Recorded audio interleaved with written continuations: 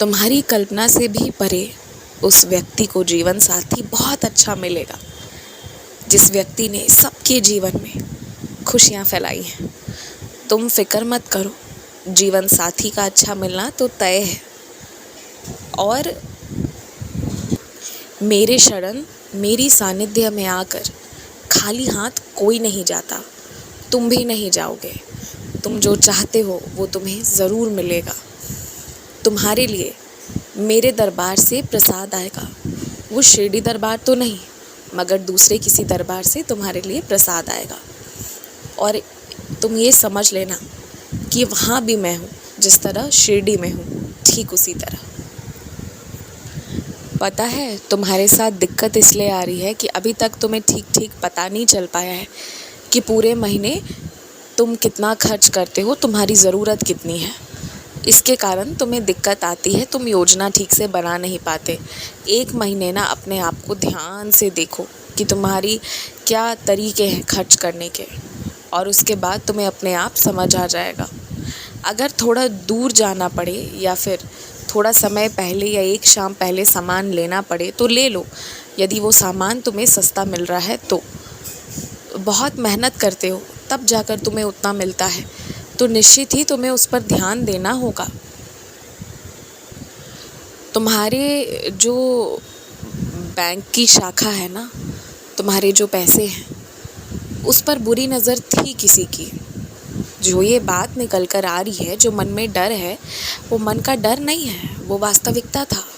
थी नज़र किसी की बुरी। तुमसे गलत तरीके से हस्ताक्षर भी करवा लेते, लेकिन फिर मेरे रहते ऐसा हो नहीं सकता था। पर हाँ, तुम्हारे मन में डर को उत्पन्न करने का कारण ही यही था कि तुम्हें सतर्क करना था। बाकी तो जिसकी वैसी नीयत थी, अब तो उस व्यक्ति को वहाँ से हटाया जाएगा, या तो उसका तबादला होगा या वो पूरी तरह से उस जगह को छोड़ देगा। उसके बाद तुम सुरक्षित हो जाओगे। लेकिन भविष्य के लिए ये ध्यान रखना कि अपना कष्ट जो है ना, वो जाकर किसी को मत बता कर आना। कष्ट बताने से ना लोग सहायता करने कम दौड़ते हैं, बल्कि दुर्बल समझकर मतलब निकालना चाहते हैं। और जब कुछ गड़बड़ हो तो उल्टा तुम पर ही आरोप मढ़ेंगे। जब कोई बीमार पड़े, उसकी जो सेवा कर सको वो कर दो। लेकिन जो व्यक्ति तुम्हारे साथ आता जाता है और बार बार बता रहा है कि वो हर दूसरे तीसरे दिन बीमार पड़ रहा है, वो तुम्हें कारण बता रहा है, वो तुम्हें बार बार जो अपनी घटनाएं बता रहा है, इससे तुम्हें सतर्क होने की ज़रूरत है।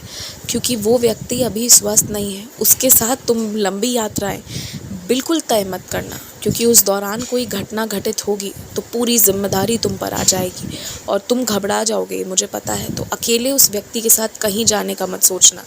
अगर जाना भी हो तो ज़्यादा लोग साथ मिलकर जाओ, ताकि उस व्यक्ति को दिक्कत आए तो सब मिलकर उस मुसीबत का सामना कर सको।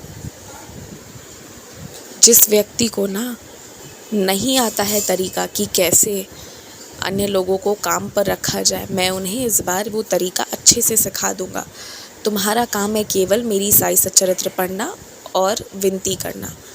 और जो तुमने मेरे पाठ, मेरी पूजा शुरू की है, तुम्हें उसका प्रभाव अपने जीवन पर बहुत तुरंत में दिखाई भी देगा। किसी के साथ दुर्व्यवहार नहीं करके तुम बहुत अच्छा करते हो। जो आज दुर्बल है, निर्बल है, कल को वो सबसे शक्तिशाली भी हो सकता है, और तब उसे तुम्हारे व्यवहार और औरों के व्यवहार ये सब याद रहेंगे। हमेशा खुश रहो, हमेशा मुस्कुराते रहो।